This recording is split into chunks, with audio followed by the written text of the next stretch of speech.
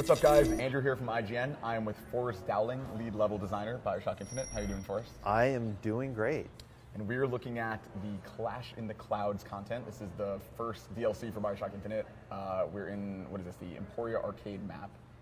And can you talk a little bit about like what this DLC is? It's very combat oriented, but like what exactly are we doing in each of these sections? Yeah, so we really set out to kind of make the most crazy kind of expression of Bioshock combat that we could. And in fact, you're seeing right now already, I think, something you probably never saw in the main game, which is two Patriots tromping around, and there's a bunch of other guys along with them. And what we wanted to do is just create something where, for people who enjoyed the combat in Bioshock and just want more of it.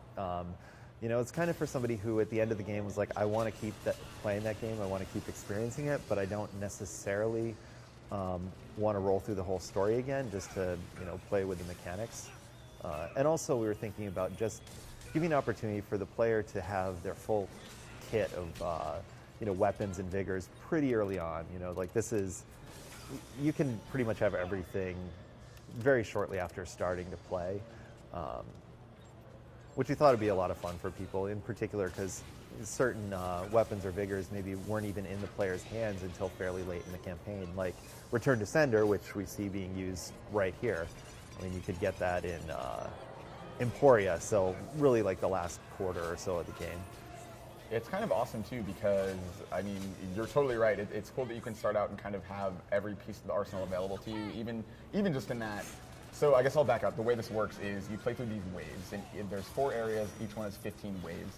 At the end of each wave, you come back, you get some money, you can purchase vigors and weapons, and everything is at your disposal. All the upgrades, all of the vigors, all the vigor upgrades. As long as you have enough cash in that moment, you can buy whatever you want. Yeah, and you can really prioritize, which one do you like most? Like, personally, I love Charge. Like, I am just an idiot for Charge. I just beat my hands together and laugh when I'm using it. So when I'm playing this, if I'm starting a new game, I'm going to pretty much spend all my money to make Charge as cool as possible, as quickly as possible. Yeah, and that's what's so cool. I mean, you mentioned 2 Patriots walking around here, right? Like, there are areas that have 2 handymen, which is like certainly something that was in the campaign. And for sure. Yeah, moments like that, like your play style really comes into it, because I actually feel the same way. I use Charge like all the time, and that's kind of cool. I didn't even notice that at the top. All this spinning. Oh yeah. Whenever something new spits out. Yeah. So this is in between each wave. The first time you complete any given wave, you're rewarded with either an infusion or a piece of gear. It just alternates as you go. It's super helpful too because, yeah, I mean, that's the thing. Like, I actually did the same thing. So I save my money until I could upgrade get both Charge upgrades. Yep. And then you can take down handyman a lot quicker. There's sirens in some of these fights. Like, I mean, it's like the full arsenal of enemies from the campaign and terrifying combinations. Yep, and that's actually one thing we had thought about too when we were putting this together is you'll notice whenever you come back to the armory, you'll see what the upcoming challenge is going to be and also what the upcoming enemies are going to be. So the thinking there is just we'll let people know what they're going to be dealing with and give them an opportunity to build out their kit appropriately. I mean, I find it kind of interesting too that there's leaderboards, which is kind of the closest that you guys have really come to multiplayer. Yeah, that's true. Kind of asynchronously compete against each other, which is kind of awesome. Yep. Yeah, I thought that would be. I mean, when we started looking at things like score, I think like leaderboards sort of become an obvious next step for something like that, and it was certainly a lot to take on for a piece of DLC to add something as complicated as leaderboards. Like Infinite obviously was a single player only game. It didn't really have anything built to support that, so we really needed to start this from scratch. And I'm super happy that our programming team really did a great job in just getting this stuff up and running as quickly as they did. And one thing that popped up a minute ago when we died was, so when you finish, or when you died in the middle of a wave, rather, you get these 3 options. Yep. One of them is to continue, but your score is reset. Yep. One of them is to restart this entire area, so restart Emporia Arcade. And the third option is just to return to the Columbia Archaeological Society, I believe it is. Yep, that's correct. So kind of explain, give me the elevator pitch on the Columbia Archaeological Society. So that's the place that serves basically as the hub for Clash in the Clouds. It's where you select which map you want to go to. And it's also a place where we put in a gallery of various things that we thought people would like to see. So I found a bunch of concepts that I thought were cool, and people can unlock those in there using money that they've earned while playing. We put in some phonographs. I thought it'd be cool to give people an opportunity to listen to some of the music that you find in the world, and just listen to the recording in full. We got some behind-the-scenes videos of Troy and Courtney doing voice work.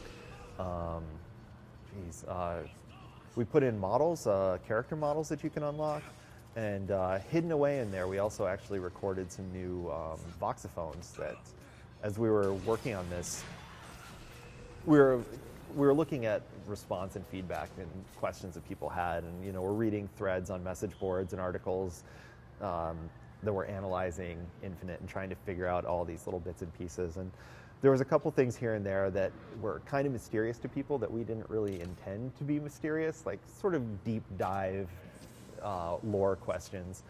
And we thought, well, maybe we can put in some more voxophones to help clarify a couple little things like where did Vigors come from, so on and so forth. So those are hidden away in there as well. I'm not going to tell you how exactly to find them now. It's kind of a surprise.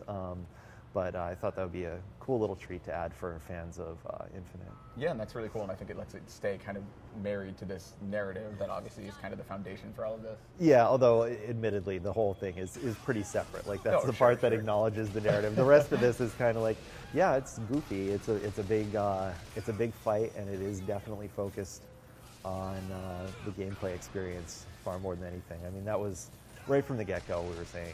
We told ourselves like this is about fun. We're not going to worry about necessarily making every group of enemies make sense. So you're saying this battle right now isn't canon? Yeah, I would say that this battle is not canonical. Absolutely. One other thing just popped up was this Blue Ribbon Challenge. I think these are kind of cool. These are kind of just unique ways to play through these levels that make them kind of a pain in the ass. Like some of them are really, really hard. It's like try and do this entire level only using a machine gun. Or things like that. And that is why they're optional. Yeah, they're hardcore though. I mean, and it kind of creates this almost like a difficulty tier because you can play through these waves. Just normally keep retrying, do what you need to do, or you can kind of give yourself these extra challenges of getting the blue ribbons and even playing through and maintaining your score all throughout. So it's actually pretty deep. Yeah, like this one, this wave in particular, to get the challenge, you need to use the tears and environmental damage, which really means you need to be incredibly evasive and constantly kiting people into that Tesla coil, which is really hard. This is actually probably one of the hardest ones right now. But something we were thinking about is when we're putting in things like leaderboards, how do you raise the skill ceiling as high as possible? Like, how can you make it so that you really have a way for the very best players to demonstrate and differentiate their level of skill? And I think that whoever is eventually going to sit at the top of the leaderboards has probably done a playthrough of the room in which they have collected every piece of loot because the dollar's going to your score. They've completed every blue ribbon challenge as they go, and they've also changed their weapons and vigors for almost every enemy that they take down, because we're keeping track of that sort of stuff as well. And the more you mix it up, the higher your score is going to go. I think that's really cool because I know even in the campaign there were people who rely on guns more than vigors, and so it's cool kind of training people to mix up the combat a little more. Yeah, or even fall into a rut of using just like a single gun that they're comfortable with. What I was looking for is ways to encourage people to experiment in a purely positive way. Like I don't want to punish somebody for just sticking with the gun that they're comfortable with, but I want to make it juicy. I want to make it enticing to sort of branch out from your comfort zone. For sure. Well, I think you achieved it. I think it's really fun. It's so by the time this commentary's up, it is out now, I guess. Yeah. or today? Starting July starting 29th? the 30th, and rolling out worldwide from that point forward. Although Awesome. I don't have the details. Part of the season pass, I believe, That's correct. or $5 separately. That is correct. Awesome. Well, cool. Forrest, I appreciate the time. And for all of your Bioshock Infinite needs, keep it locked to IGN.com. Thanks so much.